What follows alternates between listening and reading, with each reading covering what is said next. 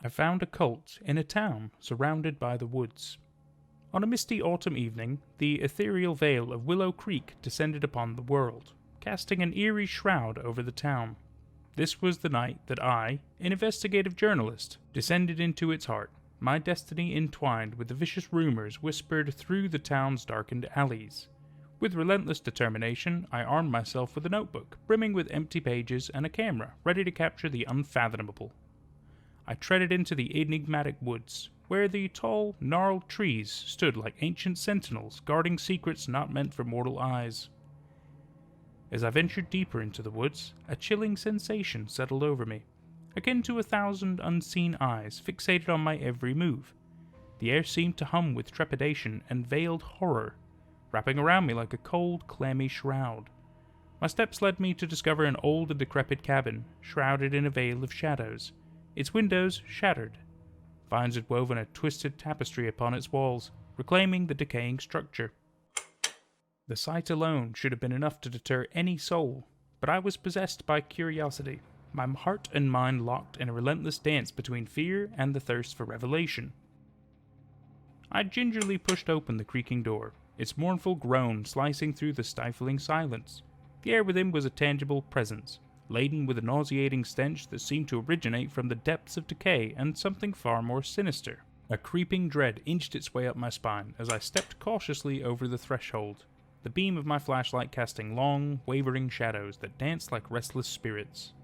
The cabin appeared to be a place of assembly for malevolent souls, its very foundations bearing witness to unspeakable rituals. Bizarre symbols had been etched into the floor and walls, each mark speaking of a sinister devotion. The further I ventured, the more the atmosphere clung to me like a heavy, oppressive shroud, suffocating me with its vile secrets. It was as though the very walls whispered in dark tongues, recounting tales of unspeakable atrocities committed in the name of an unfathomable power. Then, just as dread was about to consume me entirely, a rustling emanated from behind me, causing me to spin around with a heart-pounding urgency. The beam of my flashlight flickered, revealing a tattered rug beneath my feet. It was there, nestled in the very fabric of the cabin, that I discovered a hidden trap door. The moment hung suspended like a drawn breath as I hesitated, my courage and insatiable curiosity wrestling in the recesses of my mind. I mustered my will, my fingers trembling as I pried open the trap door. Below, I descended into a narrow, dimly lit tunnel that seemed to stretch endlessly into the earth's bowels. Each step further was a descent into a nightmarish abyss. The dread that clung to me thickened with each passing moment as the ancient whispers of the cult's loathsome practices resounded in my mind. Minutes stretched into hours, and time seemed to slip through my fingers like elusive shadows. But finally, I stumbled upon a chamber that froze my very soul. It was a place of wicked sanctity, adorned with ominous symbols etched in profane ink. Eerie altars, crafted for unholy rituals, defiled the sanctity of the room, casting an oppressive malevolence. At the center, an abhorrent statue loomed, a grotesque figure that seemed to observe me with an uncanny awareness. Terror coursed through my veins, but I was resolute in my quest for the truth. My camera clicked, and my pen scratched against my notebook, recording the terrible tableau before me. The chamber's ground felt unnaturally cold beneath my feet, and an insidious chill permeated my bones. Faint, distant chanting echoed through the labyrinthine tunnels, intertwining with the pulsating beat of my racing heart. Panic clawed at my throat as I realized I was not alone in this forsaken labyrinth.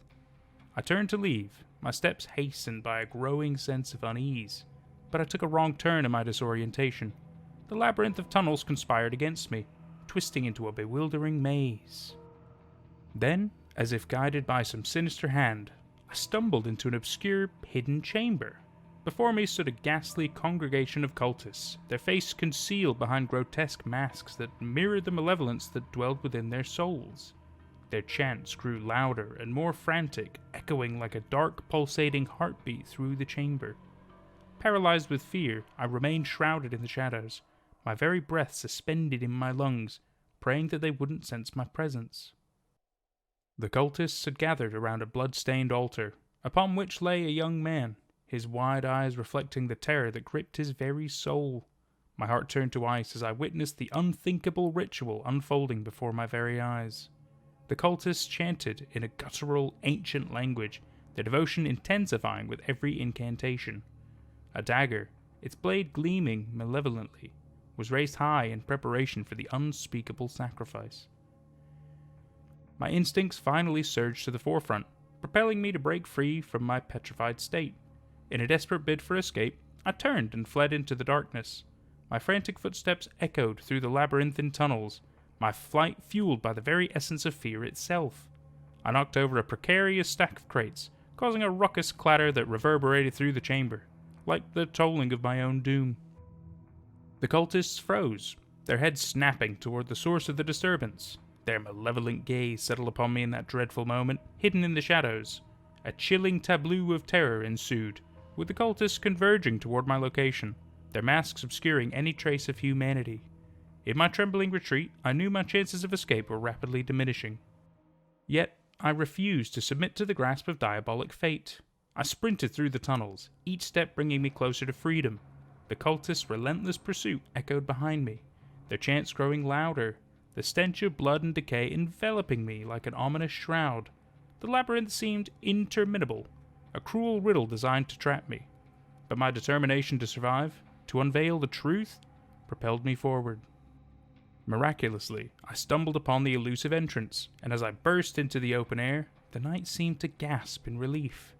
The sinister grip of the cult loosened, and I sprinted toward my car, the cacophonous footsteps of the cultists fading into the distance. The bitter presence of Willow Creek clung to me even as I sped away, like a haunting spectre that refused to relinquish its grip. But I never returned to Willow Creek. The chilling memories of that harrowing night remained etched in my psyche, a grim reminder of the horrors concealed beneath the facade of a seemingly peaceful town. The sinister cult of Willow Creek continued to practice its unholy rites in the shadows, leaving an indelible mark of terror on anyone who dared to uncover the unfathomable truth. It was a memory I would carry to my grave, a constant reminder of the darkness hidden beneath the surface of even the most serene places. And that was I Found a Cult in a Town Surrounded by the Woods by StoneLoit13 on Reddit r/NoSleep. But it can also be found on the r/creepypasta.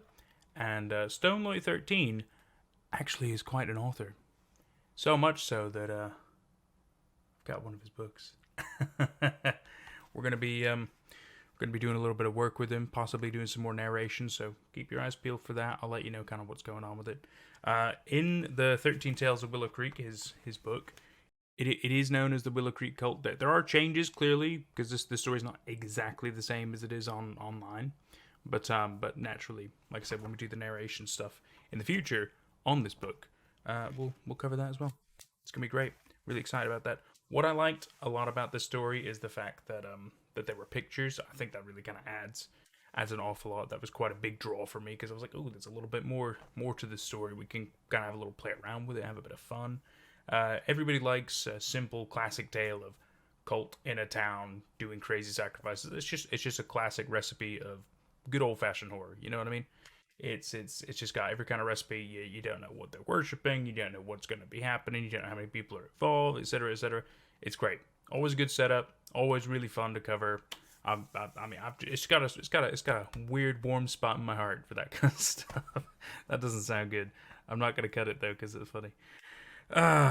Anyway, I really enjoyed that. I hope you did too. See you for whatever's next.